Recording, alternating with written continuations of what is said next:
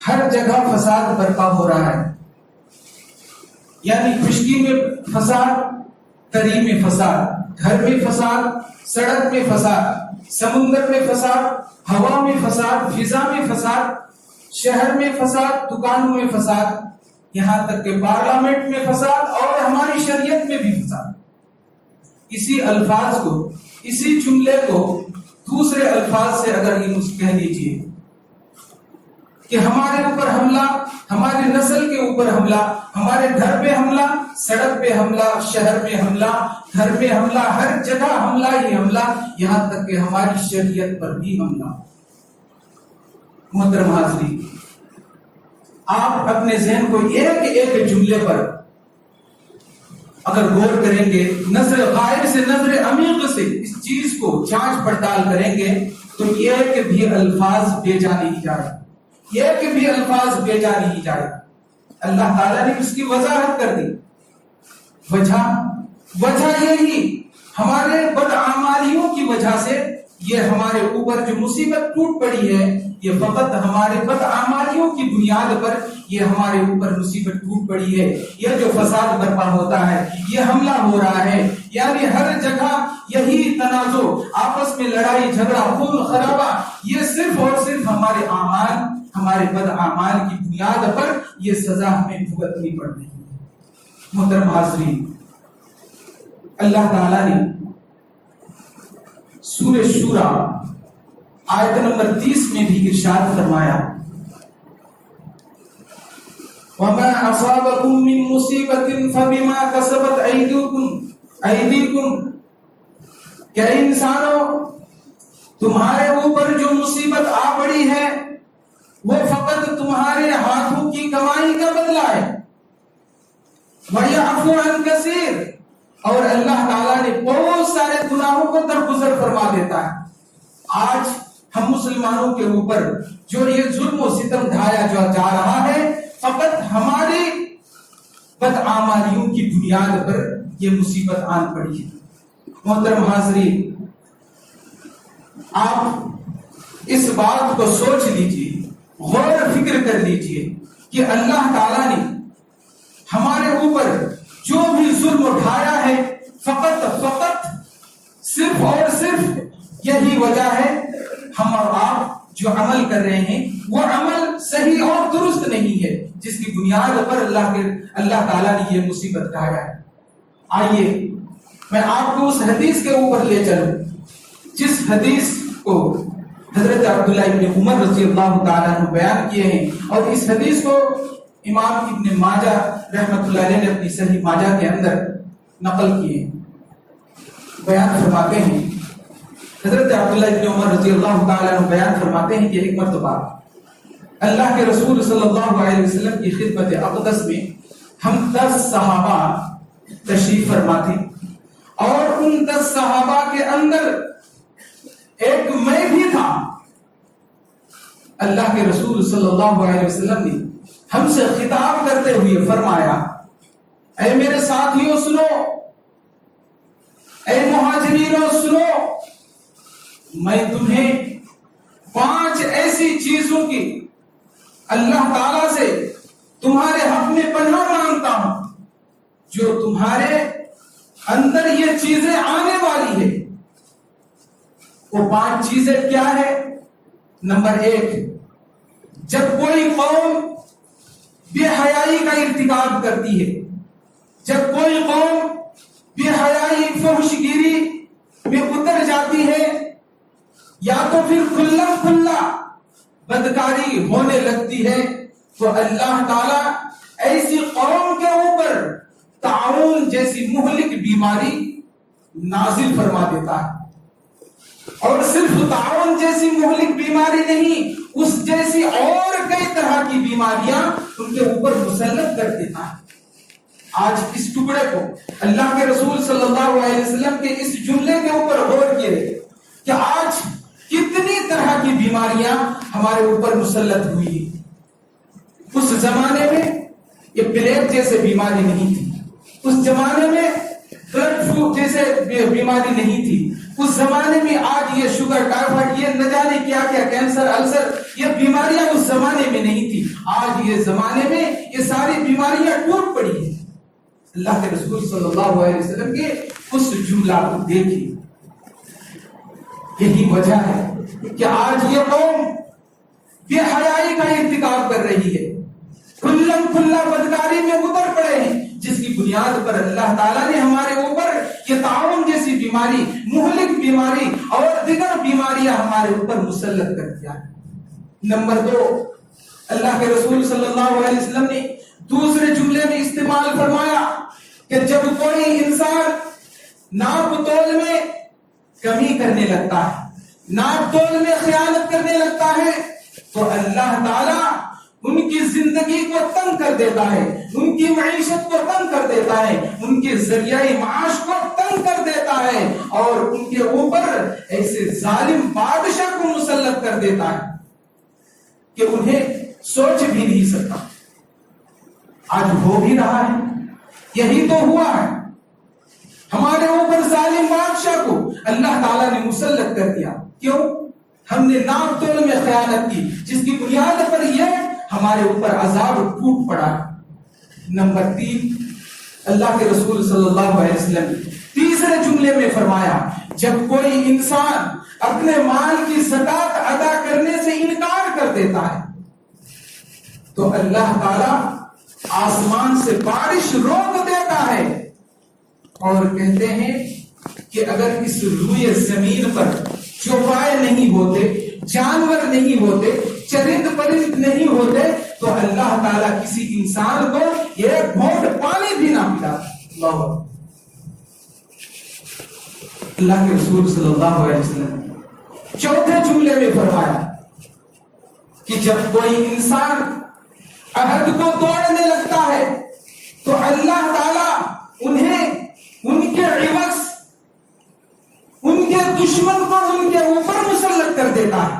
جب کوئی انسان کسی عہد کو توڑتا ہے، وعدے کو توڑتا ہے، عہد کرتے عہد کو توڑ دیتا ہے، تو ایسے انسان کے سامنے اللہ تعالیٰ انہیں ان کے عوض میں دشمن کو ان کے اوپر مسلط کر دیتا ہے، اور وہی دشمن ان کے قبضے والی چیز کو ان سے چھین لیتا ہے. آج ہو بھی رہا ہے. آج یہ نعرہ لگ رہا ہے مسلمان انڈیا چھوڑو، مسلمان ہندوستان چھوڑو، اگر ہندوستان میں رہنا ہو تو ہندو بن کر کے رہو. آج ہمارے اوپر، ہمارے زمین پر قبضہ کر لیتے ہیں، ہمارے گھر کے اوپر قبضہ کر رہے ہیں، یہاں تک کہ ہماری شریعت کے اندر بھی دخل اندازی کر رہے ہیں. محترم حاضرین، اللہ کے رسول صلی اللہ علیہ وسلم نے 5ویں جملے میں ارشاد فرمایا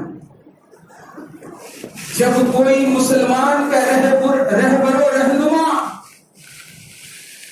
اللہ تعالی کے دین اور کتاب اللہ کے اوپر عمل پیرا نہیں ہوتا تو اللہ تعالیٰ ان کے درمیان پھوٹ ڈال دیتا ہے. یہی ہو رہا ہے. عمل پیرا نہیں ہے. آج ہم عمل نہیں کر رہے ہیں، نہ ہمارے رہبر اور رہنما عمل کر رہے ہیں، نہ ہم عمل کر رہے ہیں، جس کی بنیاد پر آج مسلمانوں کے ٹانگ کھینچ رہے ہیں، مسلمانوں کے درمیان پھوٹ ڈال رہے ہیں، مسلمانوں کے دشمن بنے ہوئے. محترم حاضرین، اللہ کے رسول صلی اللہ علیہ وسلم کی یہ پیاری حدیث، یہ 5 جملے کی یہ حدیث، آپ اس 5 جملے کے اوپر غور کریں کہ ہم کھرے اترے ہیں کہ نہیں. آج ہماری جو حالت ہے اسی حدیث کی بنیاد پر جو اللہ کے رسول صلی اللہ علیہ وسلم نے پیشن گوئیاں کی، اور وہ پیشن گوئیوں کے اندر ہم داخل ہو چکے ہیں، جس کی بنیاد پر آج ہم یہ مظالم دکھائے جا رہے ہیں. محترم حاضرین، آئیے میں سیاست اسلام کی نظر میں ٹاپک ہے. سیاست اسلام کی نظر میں کس طرح اسلام کی نظر میں سیاست ہوتی ہے. آئیے آپ کو میں سورہ بقرہ آیت نمبر 247 جو میں نے دوران خطبہ تلاوت کی تھی اس آیت کی طرف رجوع کرتا ہوں. اللہ تعالیٰ کا ارشاد ہے وَقَالَ لَهُمْ نَبِيُّهُمْ إِنَّ اللَّهَ قَدْ بَعَثَ لَكُمْ طَالُوتَ مَلِكًا. اور انہیں ان کے نبی نے کہا وَقَالَ لَهُمْ نَبِيُّهُمْ، انہیں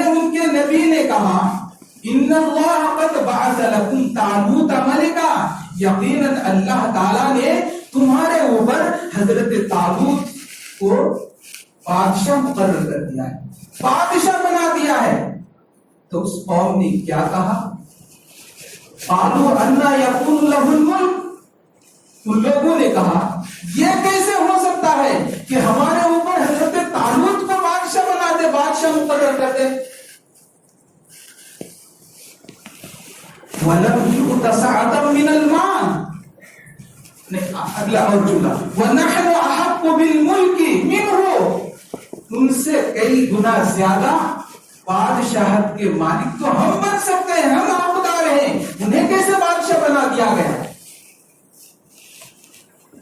وَلَمْ يُؤْتَ سَعَةً مِّنَ الْمَالِ، جبکہ ان کے پاس کوئی مال دولت بھی نہیں ہے، وہ مفلس اور قلاص ہیں، انہیں کیسے بادشاہ بنا دے گا؟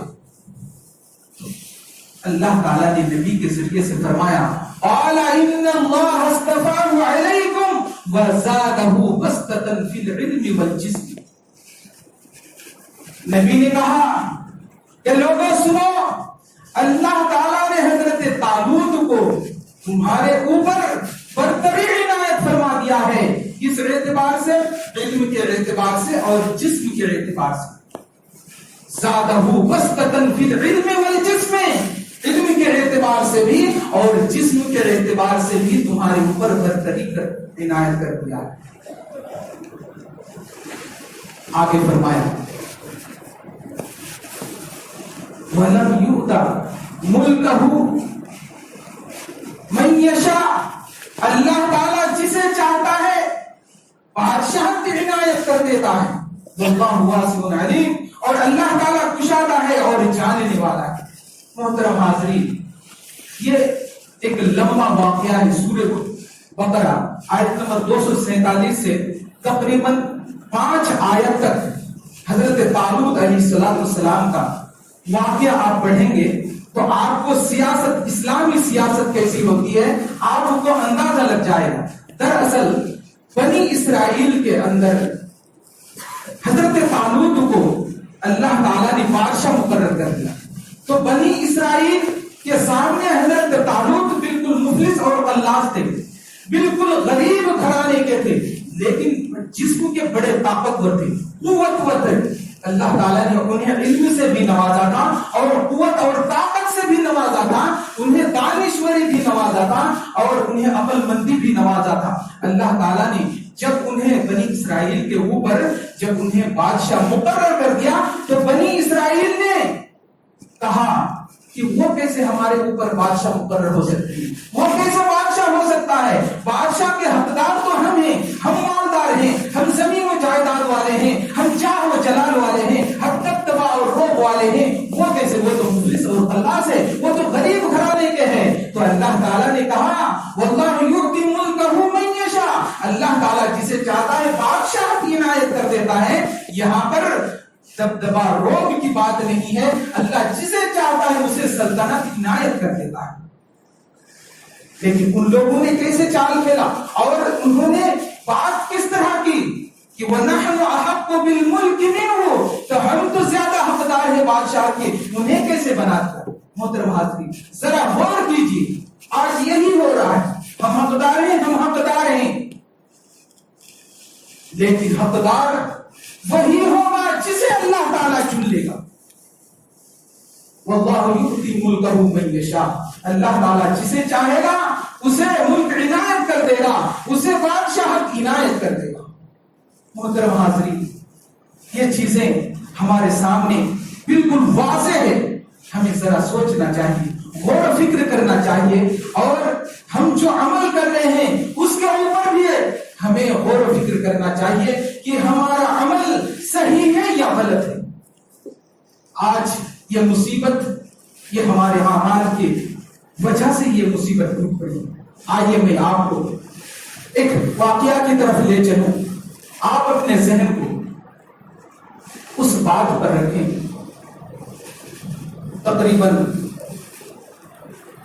سن 2015 میں آپ سنے ہوں گے، پڑھے ہوں گے، دیکھے ہوں گے کہ ایک سوٹ 4 کروڑ 30 لاکھ میں نیلامی ہوئی تھی. اس بات کو یاد رکھیں اور اسلام کی سیاست کو دیکھیں. اس واقعہ کے اوپر نظر پھرائیں. حضرت عمر فاروق رضی اللہ تعالیٰ عنہ کا واقعہ ہے. حضرت عمر فاروق رضی اللہ تعالیٰ عنہ اسی طرح خطبہ دے رہے ہیں, کہہ رہے ہیں اے مسلمان ساتھیوں, اگر میں اسلام کے خلاف کوئی حکم جاری کر دوں یا کوئی عمل کروں تو تم کیا کرو گے؟ ایک نوجوان کھڑا ہوتا ہے اور کہتا ہے اے عمر, اے امیر المومنین, تیری ہی تلوار سے تیری گردن مار دوں گا. اسلام کے خلاف عمل کرنے کے بنیاد پر ایک امیر کے سامنے ایک نوجوان کھڑا ہو جاتا ہے اور اس طرح کی باتیں کرتے ہیں. محترم حاضرین, اسی طرح حضرت عمر فاروق رضی اللہ تعالیٰ عنہ منبر پر چڑھے, الحمدللہ الحمدللہ نحمدہ ونستعینہ ونستغفرہ ونؤمن بہ تک پہنچے ہی تھے کہ ایک نوجوان کھڑا ہو جاتا ہے اور کہتا ہے کہ امیر المومنین, اس وقت تک آپ کو خطبہ دے نہیں سکتے, اس وقت تک آپ کو خطبہ دے نہیں سکتے جب تک کہ میرے سوال کا جواب نہ دے دیں. حضرت عمر فاروق رضی اللہ تعالی عنہ نے اس نوجوان سے پوچھا, اے نوجوان بتا تیرا سوال کیا ہے؟ اس نوجوان نے کہا, امیر المومنین, میرا سوال یہ ہے کہ آپ کے جسم کے اندر, آپ کے جسم کے اوپر جو کپڑا, جو جھبا لٹک رہا ہے وہ نئی قمیص ہے, نیا جھبا ہے, نیا کرتا ہے, نئی لالچی ہے, یہ لالچی کہاں سے آئی, یہ کرتا کہاں سے آیا, یہ قمیص کہاں سے آیا؟ میں اس سوال کا جواب مانگتا ہوں. امیر المومنین حضرت عمر بن خطاب رضی اللہ تعالی عنہ اپنا بیٹا حضرت عبداللہ ابن عمر رضی اللہ تعالی عنہ کی طرف اشارہ کرتے ہیں اور کہتے ہیں اے عبداللہ, اے میرا بیٹا, اے میرے لخت جگر, اے میرے نور چشم, اٹھ کھڑا ہو جا اور اس نوجوان کو جواب دے کہ یہ کرتا میرے جسم کے اوپر جو لٹک رہا ہے, یہ کرتا کہاں سے آیا, کیسے سیاہ, لے تو جواب دے دے. ان کا بیٹا کھڑا ہو جاتا ہے. حضرت عبداللہ ابن عمر رضی اللہ تعالیٰ عنہ کھڑے ہو جاتے ہیں اور کہتے ہیں اے نوجوان سن, بیت المال سے ایک کپڑے کا ٹکڑا میرے باپ کو حصہ میں آیا تھا, حصہ ملا تھا, اسی کپڑے سے میرے باپ نے یہ قمیص سلائی. اس نوجوان پھر سے سوال کرتے ہیں کہ ایسا ٹکڑا بیت المال سے ہمیں بھی ایک ملا تھا لیکن ہمارا کرتا نہیں بنا, اور آپ کے والد کا کرتا کیسے بن گیا جبکہ سب سے زیادہ لمبے دھڑنگے اور سب سے زیادہ ڈھیل ڈھال پہننے والے ایسا لمبا چوڑا کرتا کیسے بن گیا؟ ویسا ٹکڑا تو ہمیں بھی ملا تھا, ہمارا نہیں بنا, ان کا کیسے بن گیا؟ حضرت عبداللہ ابن عمر رضی اللہ تعالیٰ اپنے باپ کی طرف سے جواب دے رہے ہیں, اے نوجوان سن, ایسا ٹکڑا میرے باپ کو بھی ایک ملا تھا اور مجھے بھی ایک ملا تھا.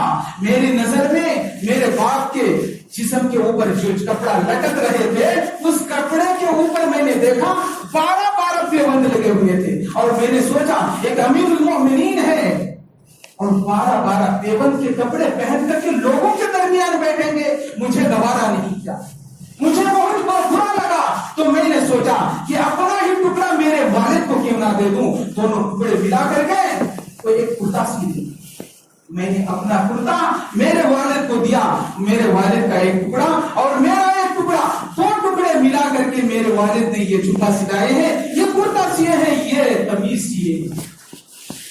حضرت عمر فاروق رضی اللہ تعالی اس نوجوان سے کہتے ہیں کہ اے نوجوان, تجھے جواب مل گیا, تجھے تسلی آ گئی, تجھے سکون اب ہو گیا نا؟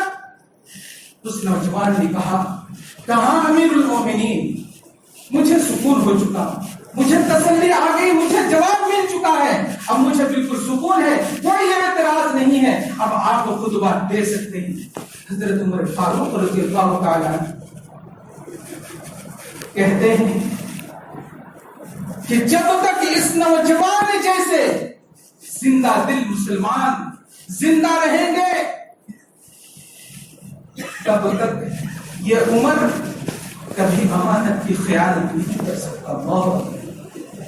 جب تک اس نوجوان جیسے زندہ دل انسان زندہ رہیں گے تب تک یہ عمر کبھی امانت کی خیانت نہیں کر سکتا، بیت المال کے مال سے کبھی ہیر پھیر نہیں کر سکتا، کبھی امانت کی خیانت کر ہی نہیں سکتا۔ یہ ہے سیاست، یہ ہے امانت داری۔ کہاں 4 کروڑ 30 لاکھ آپ ملائیے، اسلام سیاست اسلام کی نظر میں ملائیں۔ ہمارا حکمراں، ہمارا حاکم، ہمارا راجا، ہمارے منتری اس طرح کی ہیں جو آج خود ہی فیشن میں لگے ہوئے۔ محترم حاضرین، ایسی ویسی بات تو نہیں کر سکتا، یہ ممبر رسول ہے، وقت ہو چکا ہے۔ میں آخر میں آپ کو آج کے اس خطبے کا مول جو پوائنٹ کی بات ہے، میں آپ کو آخر میں یہ کہنا چاہوں گا، اللہ تعالیٰ نے سورہ انفال آیت نمبر 73 میں اللہ تعالیٰ نے ارشاد فرمایا وَالَّذِينَ كَفَرُوا بَعْضُهُمْ أَوْلِيَاءُ بَعْضٍ۔ لوگوں سنو، کافر لوگ آپس میں ایک دوسرے سے محبت رکھتے ہیں، ایک دوسرے کے دوست ہیں۔ وَالَّذِينَ كَفَرُوا بَعْضُهُمْ أَوْلِيَاءُ بَعْضٍ، کافر اور مشرکین لوگ آپس میں ایک دوسرے کے دوست ہیں۔ إِلَّا تَفْعَلُوهُ تَكُنْ فِتْنَةٌ، اگر تم نے ایسا نہیں کیا تو فتنہ ہو جائے گا، وَفَسَادٌ كَبِيرٌ، اور بہت بڑا فساد برپا ہو جائے گا۔ کیا مطلب سمجھ بھی نہیں آیا۔ اس آیت کے 2 ٹکڑے، پہلا ٹکڑا وَالَّذِينَ كَفَرُوا بَعْضُهُمْ أَوْلِيَاءُ بَعْضٍ، یہ کافروں کی طرف سے کہا جا رہا ہے۔ اللہ تعالیٰ ارشاد فرما رہا ہے کہ لوگوں سنو، کافر لوگ ایک دوسرے کے ہمدرد ہیں، ایک دوسرے کی طرفداری کرتے ہیں، ایک دوسرے کو چاہتے ہیں کہ یہ ہمارے کاش کے لوگ ہیں، یہ ہمارے برادری ہیں، یہ ایک دوسرے کے اوپر محبت رکھتے ہیں، دوست بناتے ہیں۔ ٹھیک ویسے ہی تم بھی آپس میں مسلمان ایک دوسرے سے محبت کرو، ایک دوسرے سے جوائنٹ رہو، ایک دوسرے سے مت بچھڑو، ایک دوسرے کے ساتھ دوستی رکھو۔ الا تفعلوا، اگر تم نے ایسا نہیں کیا جیسا کہ کافروں نے کیا، یعنی ایک دوسرے سے محبت کر رہا ہے، ایک دوسرے کو چاہ رہا ہے، ایک دوسرے کو اپنی طرف مائل کر رہا ہے، ویسے تم بھی اپنے مسلمانوں میں ایک جٹ ہو کر کے رہو، ایک ہو کر کے رہو۔ الا تفعلوا تکن، اگر تم نے ایسا نہیں کیا فتنۃ فی الارض، تو زمین کے اوپر فتنہ برپا ہو جائے گا، وفساد کبیر، اور فتنہ تو ہوگا بہت بڑا فساد برپا ہو جائے گا۔ ہو رہا ہے، سوچیے، ذرا سوچیے، ایک ہونے کی ضرورت ہے، ایک ہونے کی ضرورت ہے، متحد ہونے کی ضرورت ہے۔ آج اگر آپ اپنی اسلام کی حفاظت کرنا چاہتے ہیں، ایک ہو جائیں۔ آپ اپنے اہل و عیال کی حفاظت کرنا چاہتے ہیں، ایک ہو جائیں۔ آپ اپنے روزگار کی حفاظت کرنا ہو چاہتے ہیں تو ایک ہو جائیں، بالکل ایک ہو جائیں۔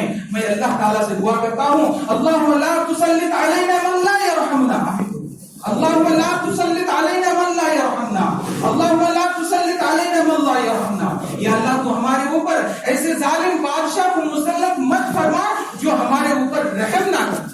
اللہ کے رسول صلی اللہ علیہ وسلم نے، ترمذی کی روایت ہے، اللہ کے رسول صلی اللہ علیہ وسلم ایسی دعائیں سکھلائی ہیں، اللہم لا تسلط علینا من لا یرحمنا ولا یخافک فینا، اور اے اللہ تجھ سے ہمارے حق میں انصاف کرتے ہوئے نہ ڈرے، ایسے ظالم بادشاہ ہمارے اوپر مسلط مت فرما۔ اللہم لا تسلط علینا من لا یرحمنا، اللہم لا تسلط علینا من لا یرحمنا، آمین۔